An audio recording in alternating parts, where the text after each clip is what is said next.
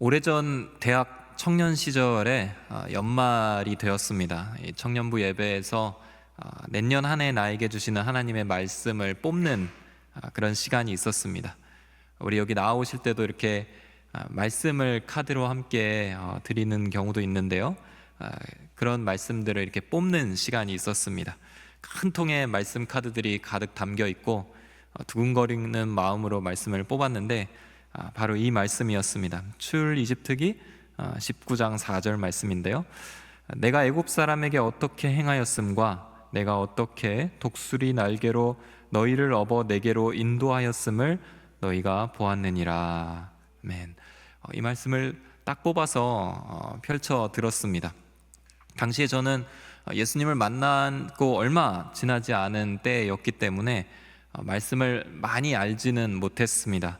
그래서 듣고 읽고 또 받는 말씀들이 늘 다 새롭고 각 말씀마다 모두 은혜와 감동이 있었던 것을 제가 기억하고 있습니다. 이 말씀 처음 보는 말씀이었습니다. 출애굽기 19장 4절. 이 말씀에서 저는 한참을 멍하니 보면서 또 읽고 또 읽던 기억이 납니다.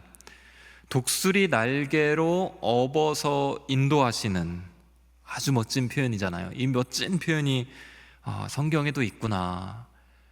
독수리 날개 위에 우리가 엎혀서 가는, 주님께 이렇게 엎혀 있는 그러한 표현이 성경에 있구나. 매우 힘이 되고 격려와 위로를 얻었습니다. 하나님이 업고 가신다라는 사실이 무척이나 마음을 편안하게 했고, 그 말씀 쪽지를 1년 내내 제 수첩 가운데 꽂아놓고 다녔던 기억이 납니다. 이번 11월 한 달 회복 예배의 주제는 하나님의 따스함입니다. 여러분들은 하나님의 따뜻함을 느끼고 계십니까?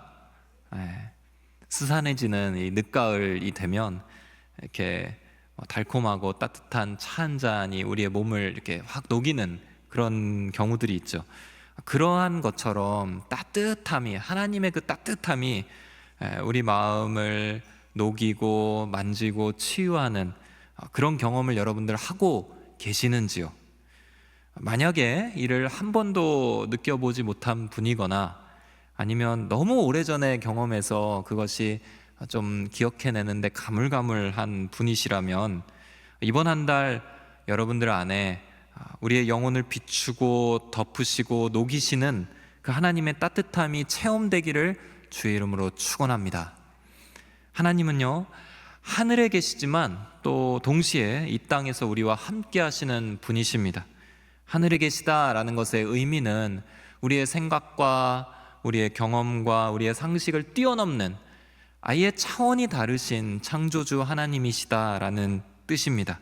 그런데 한편으로는 이 땅에 우리와 함께 하시는 분이십니다. 그것은 하나님은 추상적이지 않다라는 뜻입니다. 하늘에 계셔서 그저 멀리 느껴지고 관념적이고 머릿속에 지식으로 그렇게 만나는 하나님이 아니라는 것입니다. 우리 곁에서 함께 하시며 인격적으로 말씀하시는 하나님이십니다.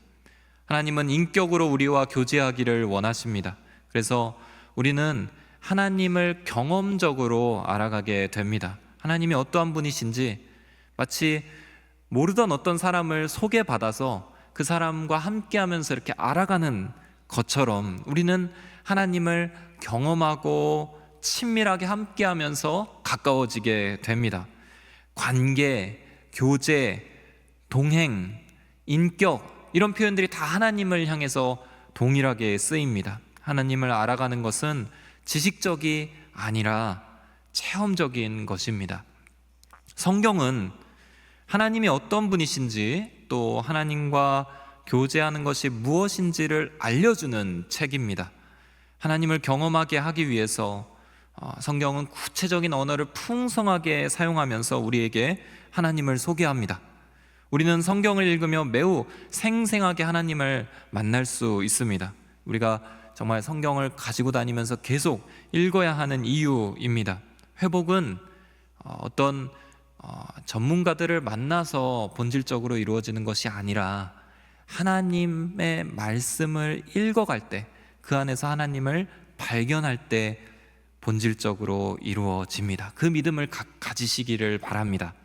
성경에 이러한 하나님에 대한 표현들이 있습니다. 얼마나 따뜻한 하나님인지, 품에 안아주신다, 날개 아래로 덮어주신다, 우리를 업어주신다, 우리 이름을 손바닥에 새기신다, 우리 곁에 서신다, 참으로 우리를 도와주신다, 우리의 앞서 우리의 길을 예비하신다, 우리를 떠나지 않으신다, 우리를 버리지 않으신다, 우리의 모든 것을 아신다, 우리를 이렇게 어루만져 주신다, 우리를 긍휼히 여기신다. 이런 표현들이 성경에 나타난 하나님을 보여주는 표현들입니다.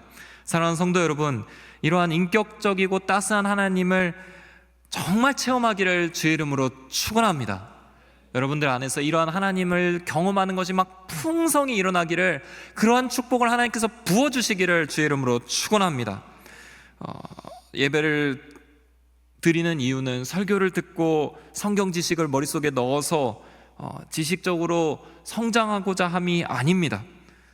저는 말씀을 통하여 하나님이 어떠한 분이신지를 여러분들에게 보여드리고, 우리는 함께 기도하면서 말씀 가운데 나타난 하나님을 삶 속에서 경험하는 것, 그것이 예배의 본질입니다. 오늘 말씀의 제목은 주님의 어깨에 업히다입니다. 우리를 어깨에 메시는 하나님, 그 모습을 우리가 오늘 생생하게 묵상하기를 원합니다. 우리가 인터넷이나 매체를 보면요, 우리는 흔히 그 선한 목자 예수님의 모습을 그림으로 볼 때가 있습니다. 양을 찾아 들판을 돌아다니시는 양치기 같은 모습으로 묘사된 예수님을 여러분들 아마 많이 보셨을 것입니다.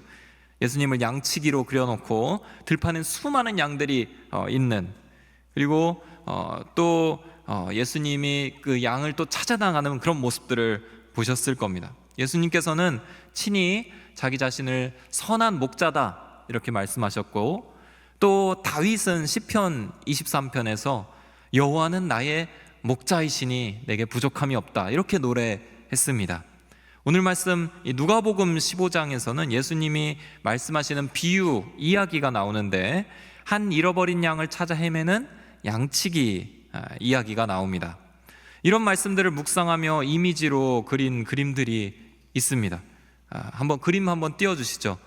이때 이 그림에서 우리가 특징적으로 이렇게 좀 많이 보게 되는 것은, 이 어깨에, 예수님 어깨에 한 양이 이렇게 엎혀져 있는 것을 우리가 보게 됩니다. 아마 오늘 말씀 구절 때문일 겁니다. 그리고 양을 찾게 되면 기뻐하며 양을 어깨에 메고, 개역개정 성경에서는 또 찾아낸 즉 즐거워 어깨에 메고, 그래서 이 어깨에 양을 메고 있는 목자 예수님의 모습을 우리가 그림으로 많이 보게 됩니다. 오늘 말씀 가운데 주님의 모습을 우리가 묵상하며 살펴보기를 원합니다. 크게 세 가지를 우리가 함께 살피기를 원합니다.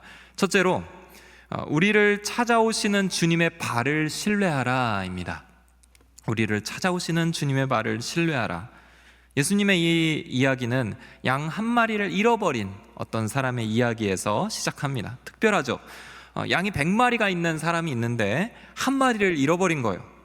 양을 하나하나 이제 와서 세어보는데 한 마리가 없는 겁니다. 자, 그러면 어떻게 해야 될까? 아이고, 저녁이 늦었으니까 포기하자. 오늘은 한 마리 없네. 그냥 이리떼한테 뺏긴 걸로 생각하자. 이렇게 생각하는 것이 아니라는 것입니다. 그 양을 찾아서 떠나는 목자의 이야기를 합니다. 성경에서는 나머지 99마리를 들에 두고 71마리를 찾아 나선다 이렇게 나옵니다. 그게 이 목자의 마음이다 이렇게 표현이 되죠. 언제까지 찾는가? 언제까지 찾을까요? 날이 저물어서 다음 동이 틀 때까지?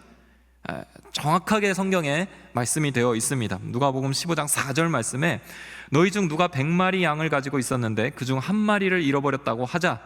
그러면 99마리의 양을 들판에 두고 그 잃어버린 양 한 마리를 찾을 때까지 찾아다니지 않겠느냐, 완전히 찾을 때까지 찾지 않겠느냐, 이런 표현이죠. 그러니까 언제까지 찾는가? 찾을 때까지 찾는 겁니다. 끝까지 포기하지 않고. 이것이 양을 돌보는 목자의 마음이고, 이 마음이 바로 우리 하나님의 마음이라는 것입니다. 주님은 우리를 찾아오시는 분이시고 우리를 찾아내시는 분이시며 찾아내기까지 계속 찾고 계시는 분이라는 것입니다. 우리가 주님 앞에서 빠져나갈 가능성이 있는가? 전혀 없다는 것이죠. 주님 시선에서 우리가 안 보여서 주님이 우리를 못 찾으실 가능성은 아예 없습니다.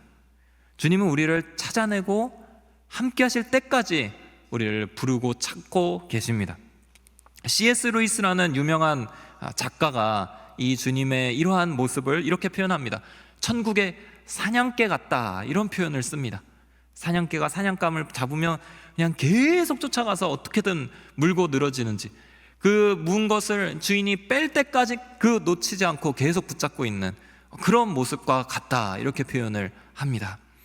우리가 믿는 이 기독교의 교리를 칼빈 시대를 지나서 5가지로 정리한 표현이 있는데요, 거기에서 어려운 한자로 성도의 견인이라는 표현들이 있습니다. 성도의 견인, 견고하게 인내한다라는 것입니다. 이는 하나님이 택하신 성도들은 결코 하나님의 사랑에서 떨어지지 않는다라는 것입니다. 하나님이 끝까지 인내하며 그를 붙잡고 계신다는 것입니다. 그것이 너무도 견고하여 결코 끊어지거나 떨어지지 않는다라는 뜻입니다. 사랑하는 성도 여러분, 이 하나님을 여러분들 지금 예수님의 말씀에서 보고 계시는 것입니다. 하나님은 잃어버린 영혼을 찾아 헤매십니다. 하나님은 우리를 찾기까지 찾아다니시는 분이십니다. 그분은 결코 멈추지도 않고 지치지도 않고 쇠약해지지도 않습니다. 포기하는 것은 더더욱 없을 것입니다. 이 하나님의 쫓아감은 너무도 강력하고 강렬해서 우리가 어떤 상태에 있든지 관계없이 반드시 우리를 찾아내시게 될 것입니다. 따라서 오늘 나의 이 연약하고 부족하고 비참하고 때로는 누추한 이 삶의 한복판으로 하나님이 찾아오시겠는가? 하나님이 반드시 여러분들을 찾아오신다는 확신을 가지시기를 바랍니다. 이 하나님의 찾아오심은 죄와 사망에 빠져있는 자들을 향해서 나아갑니다. 양이 그 무리에서 떨어졌을 때 보통 양은 어떤 상태에 있을까요? 그냥 평안한 풀밭에서 혼자 풀을 뜯고 있다가 둘러보니까 아무도 없네? 에이, 계속 풀이나 뜯자 하면서 노래 부르면서 이렇게 있을 상태가 아닐 것입니다. 곧 어두워질 것이고 양은 그 들판에서 아무 보호도 받지 못하여 온갖 짐승과 온갖 위험에 노출되어 있습니다. 무엇보다 이 들판은 곳곳이 크고 작은 골짜기 웅덩이가 있는데 거기에 빠지면 양이 도저히 혼자서 빠져나올 수 없는 곳들이 아주 많습니다. 위험하고 혼자서 나올 수 없는 절망의 이 골짜기, 그 덫에 잡혀버려 있는 것이죠. 지금 이 양을 향해서 목자가 찾아오는 것입니다. 이것이 죄와 사망의 덫에서 빠져있는 우리를 찾아오시는 주님의 발걸음입니다. 예수님은 누구이시고 예수님은 무슨 일을 하셨을까요? 여러분들 한번 속으로 대답을 한번 해보세요. 예수님은 무슨 일을 하셨나요? 우리가 모두 죄인이었을 때, 우리가 모두 주님과 원수 짓고 있을 때, 하나님의 생명에서 끊어져서 사망의 그늘 가운데 있을 때, 절망과 어두움이 우리를 완전히 덮어버렸고 꼼짝도 할 수 없는 쇠사슬에 꽁꽁 묶여있는 그 상태일 때 이 땅 가운데 오셔서 십자가를 지십니다. 그분의 찾아오심은 우리가 전혀 알아보고 환영한 그런 찾아오심이 아니었습니다. 오히려 우리는 그분을 시기하고 정죄하고 십자가에 못 박혔던 패역한 백성들 가운데 있었습니다. 그런데 주님께서 혼자 그 십자가를 지시면서 우리가 살아나게 되는 것입니다. 주님이 우리 가운데 오심으로 우리는 회복을 경험합니다. 영원한 사망의 존재가 영원한 생명의 존재로 바뀌어져 갑니다. 이것이 우리 주님께서 우리를 찾아오시는 이유입니다. 사랑하는 성도 여러분, 주님은 항상 먼저 관계를 회복시키십니다. 먼저 우리에게 오세요. 우리가 원수지었어도 주님은 먼저 손을 내미십니다. 그 손에는 십자가의 피가 가득 묻혀 있습니다. 그 발은 우리의 고통을 다 밟아내신 피투성이의 발입니다. 그 손을 잡고 그 발을 신뢰하시기를 주의 이름으로 축원합니다. 저는 이 이야기 속에 잃어버린 양처럼 제가 헤어나올 수 없는 어둠에 빠져있던 시간이 있었습니다. 그때 저는 일기를 쓰고 있었는데요, 그 일기를 쓰면서 정말 절망의 모든 언어들을 그 안에 담고 있었습니다. 이제 마지막이다 이런 생각하고 있었습니다. 너무나 괴로웠고 너무나 절망적이었습니다. 누군가 내 삶에 빛이 되주기를 간절히 원하지만 그러나 아무 소망이 기대되지 않는 상태였습니다. 그때 주님께서 오셔서 저를 만나 주셨습니다. 그 빛이 얼마나 환하고 달콤했는지, 그 발걸음을 바라볼 때 얼마나 깊은 제 안에서의 회복이 이루어졌는지 모릅니다. 사랑하는 성도 여러분, 오늘 여러분들을 향해서 주님께서 발걸음을 옮기실 것입니다. 강력히 확신하며 힘있게 아멘하시기를 바랍니다. 잃어버린 영혼을 향해 오시는 하나님은 결코 여러분들을 놓치거나 잊어버리지 않으실 것입니다. 주님께 마음을 열고 나를 향해 찾아오시는 주님의 발걸음을 신뢰하며 기다리시며 기도하시기를 주의 이름으로 축원합니다. 둘째로, 오늘 이 이야기에서 우리는 우리를 기뻐하시는 주님의 얼굴을 바라보아야 합니다. 우리가 이 말씀을 볼 때에 꼭 반드시 깊이 생각해 보아야 하는 부분이 있습니다. 그것은 잃어버린 양을 찾은 주인이 얼마나 기뻐하고 있는가라는 것입니다. 단순히 기분 좋은 상태거나 아유 찾았네 이 정도거나, 아니면 아유 어떡했냐 하는 그 조마조마한 마음이 사라지는 그 정도가 아니라는 것입니다. 너무너무 기뻐하고 있습니다. 예수님께서는 이 주인의 상태를 매우 강렬하게 말씀하고 계시는데요, 그냥 볼 때는 과장법이 아닐까라는 생각이 들 정도로, 야, 이 주인이 굉장히 오버하네 이런 생각이 들 정도로 주인은 양을 찾고 크게 기뻐하는 것을 볼 수 있습니다. 우리 5절 6절 말씀 자막을 통해 함께 읽도록 하겠습니다. 시작. 그리고 양을 찾게 되면 기뻐하며 양을 어깨에 메고 집에 와서 친구들과 이웃을 불러 모아 나와 함께 기뻐해 주십시오. 잃어버린 내 양을 찾았습니다 라고 할 것이다. 우리는 이 주인의 이 표정을 보아야 합니다. 무슨 기쁨일까? 왜 그렇게 기쁠까? 심지어 이 수지타산이 안 맞는 행동을 하고 있잖아요. 친구와 이웃을 불러 모아서 잔치를 벌일 기세가 있습니다.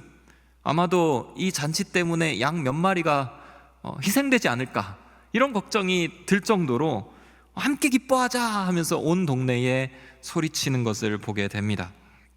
너무 기쁜 거죠. 너무 기쁜 겁니다. 저는 저희 자녀들에게 사랑의 시선과 표정으로 자녀들을 지그시 바라볼 때가 있습니다. 물론 저희 자녀들이 언제나 다 사랑스럽지만 제가 일부러 마음을 먹고 사랑을 가득 담아서 그 아이들을 쓰다듬으며 그 아이들을 바라보아 줄 때가 있습니다. 미소를 짓고 정말 사랑을 담아서 그 아이들을 바라봐 줄 때가 있습니다. 그러면 아이들이 이제 어색해하거나 혹은 막 배시시 웃거나 때로는 빤히 제 얼굴을 똑바로 쳐다보거나 아니면 저에게 막 장난을 걸어오기도 합니다.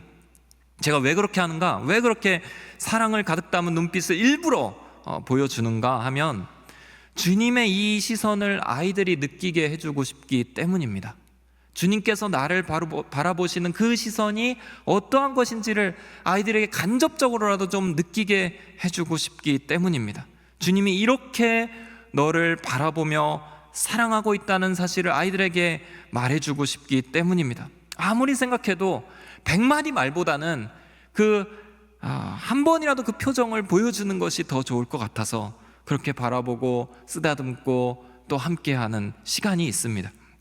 사랑하는 성도 여러분, 주님이 여러분들을 보실 때 어떤 미소를 지으셨는지 상상해 보신 적이 있으신지요? 주님이 여러분들을 생각할 때 여러분들의 이름을 떠올리면 누구 그 영혼을 생각할 때 어떤 크기의 어떠한 만족을 느끼고 계시는지 상상해 보셨는지요? 주님의 시선이 여러분들을 향해서 얼마나 따뜻하며 주님의 미소가 얼마나 푸근하며 주님이 여러분들을 향해 어떠한 사랑스러운 마음을 막 주체 못하고 계시는지를 보신 적이 있으신지요? 여러분들 안에서 많이 해보시기를 축복합니다. 많이 해보셔야 합니다. 주님이 어떻게 나를 바라보시는지 많이 상상해 보시기를 바랍니다. 잠들기 전에 눈을 감고 여러분을 사랑하시는 주님의 표정을 상상해 보십시오.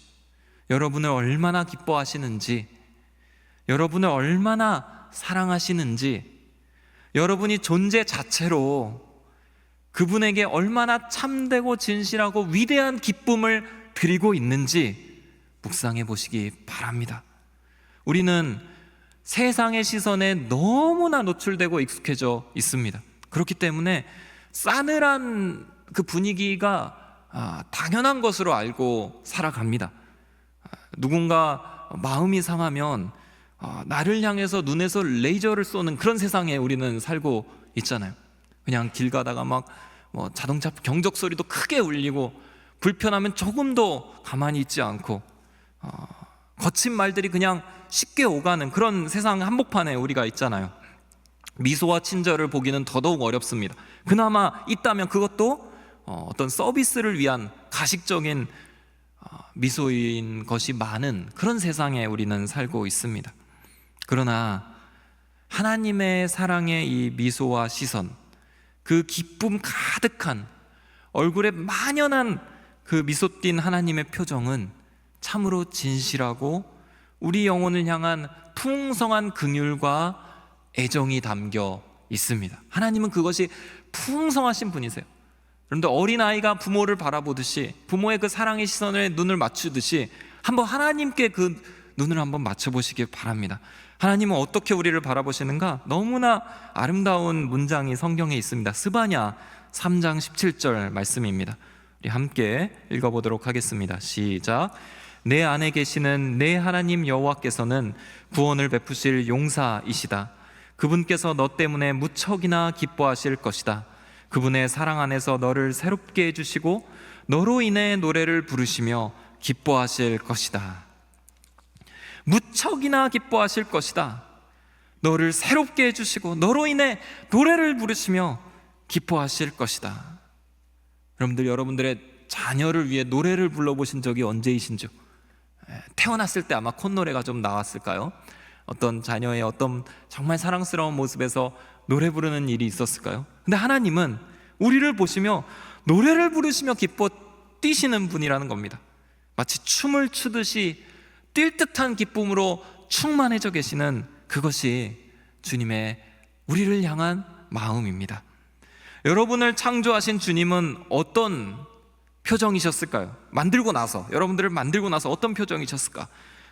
인간을 만들고 나서 하나님의 심정이 성경에 나타나 있습니다. 인간을 창조하신 그 창세기 1장이 6번째 날 저녁에 주님의 마음을 성경은 이렇게 그리고 있습니다. 창세기 1장 31절 말씀 같이 읽겠습니다. 시작. 하나님께서 자신이 만드신 모든 것을 보시니 참 좋았습니다. 저녁이 되고 아침이 되니 6째 날이었습니다. 자신이 만드신 모든 걸 보니 너무 좋은 거예요. 그냥 좋은 거라는 표현들이 계속 몇째 날 저녁 때 계속 나오는데요, 6번째 날에는 인간을 만드시고 나서 참이라는 단어가 들어갑니다. 심히 좋았다라고 말씀하시는 것입니다. 하늘의 해와 별을 만들고서도 그렇게 좋으시지 않으셨어요. 근데 인간을 창조하고 나서는 너무 좋았다, 너무 좋았다라는 표현이 성경에 들어가 있습니다. 사랑하는 성도 여러분, 여러분들은 주님 앞에서 어떤 존재입니까? 주님이 무척이나 기뻐하신다는 사실을 여러분들은 확신하고 계십니까? 여러분들의 상태나 여러분들의 어떤 지금의 모습이나 여러분들도 별로 좋아하지 않는 여러분들의 연약함이나 여러분들의 죄악, 여러분들의 그 비참한 것 때문에 하나님의 이 기쁨이 바뀌는 일은 전혀 없습니다. 오히려 주님은 이 기쁨을 강렬하게 몰고 가시기 위하여 우리를 구원하시는 십자가를 주저앉고 지신 분이십니다. 따라서 여러분 스스로를 이 하나님의 시선으로 보듬으시기를 바랍니다.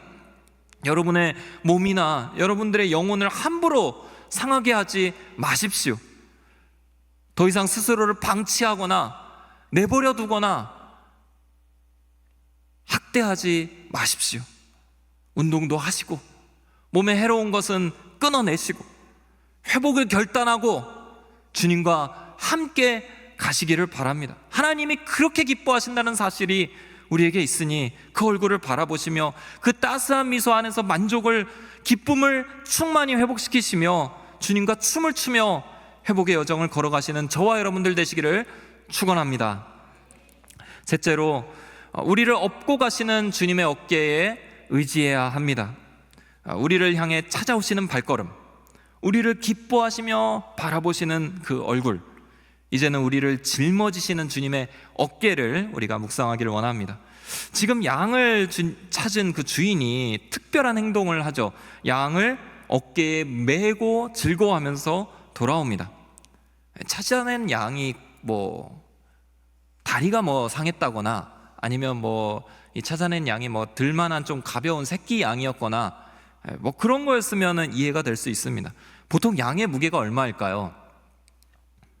여러분들 그 강하지 않는 거 정도로 상상하시면 절대 안 됩니다. 아까 본 그림도 제일 작은 양을 어깨에 그냥 그려놨는데 원래 양이 약 가벼워야 40kg, 많으면 180kg라고 합니다. 털의 무게가 북실북실한 때면 털의 무게가 한 30-40kg 나가기 때문에 무게가 그렇게 많다는 거죠. 20kg 쌀 한 가마니면 아주 새끼이거나 매우 가벼운 양이라고 합니다. 다리를 다친 것도 아닌데 그 양을 어깨에 매는 겁니다. 몇십 킬로 되는 양을 어깨에 매는 겁니다. 찾았다는 기쁨이 가득하더라도 그게 가능할까? 그 기쁨 더하기 너무 이 양이 소중했기 때문에, 혹은 너무 이 양을 긍휼히 여기기 때문에 지금 어깨에 메고 있는 것입니다. 두려움과 걱정에 지쳐 있었을 그 양이 조금 더 쉴 수 있도록 그 양을 묵직하게 메고 산을 내려와 들판을 가로질러 우리에 드리고 있는 목자의 모습이 오늘 그려지고 있는 것입니다. 사랑하는 성도 여러분, 주님은 어깨로 우리를 들쳐 메시고 업으시는 분이십니다. 성경은 우리와 우리의 짐을 대신 지시는 주님의 어깨를 많이 강조합니다. 그런 짐을 지고 대신 지고 짐을 내려놓고 이런 모티브를 성경은 많이 사용합니다. 이사야서 10장 27절에 그날에 그가 내 어깨에 지었던 짐이 내려지고, 시편 81편 6절에 내가 그 어깨의 짐을 내려주었고 그 손의 바구니를 내려주었다. 너무 무거우니까 그것을 치워주었다는 겁니다. 예수님께서는 아예 우리의 힘든 짐을 벗고 주님의 어깨 아래로 오기를 말씀하십니다. 마태복음 11장 28절, 29절, 30절 함께 읽겠습니다. 시작. 수고하고 무거운 짐을 진 모든 사람은 다 내게로 오라. 내가 너희를 쉬게 할 것이다. 나는 마음이 온유하고 겸손하니 너희는 내 멍에를 메고 내게서 배우라. 그러면 너희 영혼이 쉼을 얻게 될 것이다. 내 멍에는 매기 쉽고 내 짐은 가볍다. 구원을 받고 죄짐을 벗은 뒤에도 우리는 우리를 누르고 있는 짐을 여전히 지고 있습니다. 세상에서 상처를 받기도 하고요, 환경적으로 어려운 상황도 우리에게 찾아옵니다. 육신의 질병이나 여러 연약함과 한계를 삶 가운데서 경험하면서 우리 영혼은 구원받았지만 삶의 무게에 눌려 있을 때가 많습니다. 구원받았다고 이런 것이 사라지면 얼마나 좋을까요? 그렇지만 그렇지 않습니다. 만약에 우리가 구원받는 순간, 예수님을 믿고 영접하는 순간 우리에 있는 모든 짐들이 다 벗겨지고 우리가 어떤 상황에서든 쉽게 이 기쁨과 감격을 회복하는 그런 상태로 살아가게 된다면 모든 사람들이 다 교회로 와서 예수님을 믿었겠죠. 근데 여전히 우리에게는 짐이 있고 삶의 무게가 있고 인생의 연약함이 있습니다. 우리가 다 짊어질 수 없을 만큼 우리는 때로는 그 무게에 신음하기도 합니다. 오늘 우리에게 있는 이 묵직한 마음, 이 짐을 지금 이야기하는 것입니다. 주님을 믿고 주님의 자녀이며 주님의 백성인데 여전히 내가 마음 무겁고 힘겨운 그때에 주님은 어떻게 하고 계시는가? 찾아오셔서 기쁨의 미소로 우리를 바라보실 뿐만 아니라 제법 무게가 되는 우리를 들어서 그분의 어깨에 업고 가시는 분이십니다. 찾아냈다고 이제 끝, 양무리에 다시 합류했다고 돌봄 끝, 이것이 아니라는 것입니다. 이 산을 다 내려가서 완전히 안전한 우리가 가야 할 그곳에 이르기까지 주님은 그 양을 업고 가십니다. 양이 느꼈을 두려움의 무게, 양의 그 친히 갖고 있는 연약함의 무게, 양의 그 근심의 무게를 주님이 고스란히 어깨에 내려앉으시며 친히 경험하고 짊어지시는 것입니다. 복음서에 보면 예수님을 믿은 자들을 향해서 주님이 계속해서 믿음을 책망하실 때가 많이 나옵니다. 무엇을 먹을까, 무엇을 입을까 걱정하는 자들을 향해서 믿음이 작은 자들아, 이렇게 외치시죠. 풍랑에서 주님이 함께 계시는데도 두려워하고 있는 자들을 향하여 믿음이 작은 자들아, 이렇게 외치십니다. 무리를 걷는데 파도가 치는 것을 보고 두려워서 빠져간 베드로에게 믿음이 작은 자야, 이렇게 외치십니다. 오병이어 기적을 경험했음에도 우리가 먹을 것을 좀 더 챙겨왔어야 하는데 걱정하고 있는 제자들을 향하여 믿음이 작은 자들아, 주님이 말씀하십니다. 모두 우리의 삶의 문제들입니다. 풍랑이 일고 두려움이 엄습하고 내 삶이 갈팡질팡하고 걱정들이 찾아올 때 우리는 믿음을 가져야 합니다. 주님의 어깨에 우리가 엎여 있음을 확신하고 이 어깨를 계속해서 의지해야 합니다. 믿는 자가 되십시오. 믿음을 가지십시오. 혼자가 아님을 확신하고 절대로 그 위에서 흔들리지 마십시오. 그냥 쭉 늘어져서 주님께 의지하십시오. 유명한 이야기가 있습니다. 어떤 사람이 삶을 마친 후에 주님 곁으로 갔습니다. 주님과 이런저런 이야기를 하다가 문득 자신이 살아온 삶에 대해 돌아보는 시간을 가졌습니다. 긴 모래밭을 걸어온 그 발자국을 보게 됩니다. 자신의 삶의 여정인 것을 알게 되었습니다. 근데 혼자 걸어오는 자신의 혼자만의 발자국인 줄 알았는데 한 쌍이 아니라 두 쌍으로 발자국이 찍혀져 있는 것입니다. 처음부터 주님께서 함께 걸어오셨던 거죠. 근데 잘 살펴보니까 가다가 이 두 쌍의 발자국이 하나로 되는 시간이 있었습니다. 한 쌍으로 남겨져서 한 쌍의 발자국만 나오는 시간들이 있었던 겁니다. 근데 가만히 보니까 자기 인생에서 제일 어렵고 힘들고 추웠던 시간이었다는 것을 알게 되었습니다. 그가 슬퍼하면서 외쳤습니다. 주님, 가장 힘들 때 왜 저 혼자 걷게 하셨나요? 주님이 이렇게 말씀하시죠. 그때에는 내가 너를 업고 걸었다. 사랑하는 성도 여러분, 여러분들의 연약함 속에 삶의 무게를 지고 여러분들 혼자 신음하고 있다고 생각하십니까? 주님이 여러분을 업고 계실 겁니다. 이제 그 짐을 내려놓으셔도 됩니다. 십자가 앞에 다 내려놓으세요. 여러분들을 업은 주님의 어깨는 여러분들이 걱정할 만한 것이 아닙니다. 너무나 크고 든든한 어깨입니다. 그 어깨에 엎였을 때 우리는 아무리 험한 산골짜기라 해도 아무리 컴컴한 터널이라 해도 안전하고 온전하게 지나갈 수 있을 것입니다. 말씀을 정리하고 기도하기를 원합니다. 사랑하는 성도 여러분, 주님을 깊이 알고 삶 속에서 날마다 주님을 체험하시기를 축복합니다. 오늘 주님은 잃어버린 양의 비유를 통해 세 가지 모습을 보게 하십니다. 우리를 찾아오시는 주님의 발, 우리를 기뻐하시는 주님의 얼굴, 우리를 업고 가시는 주님의 어깨입니다. 여러분들을 절대로 놓치지 않으시고 태초부터 사랑하며 기뻐하시며 여러분들의 모든 짐을 대신 무게를 지고 업고 가시는 그 주님께 모든 것을 내려놓고 기도하며 회복과 쉼을 얻는 저와 여러분들이 되시기를 주의 이름으로 축원합니다.